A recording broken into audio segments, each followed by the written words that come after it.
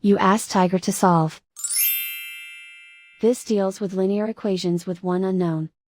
The final result is c equals -1/21. Let's solve it step by step. Swap sides. Isolate the c. Multiply both sides by 2c. Expand the parentheses. Multiply the coefficients.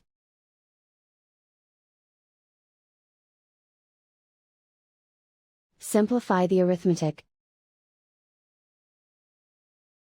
Multiply the coefficients. Group all c terms on the left side of the equation. Add 43c to both sides. Group like terms. Simplify the arithmetic.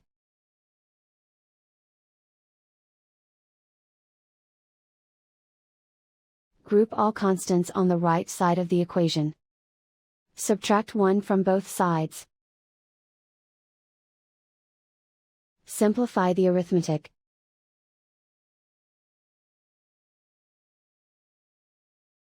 Isolate the c. Divide both sides by 21. Simplify the fraction. And so the final result is c equals -1/21.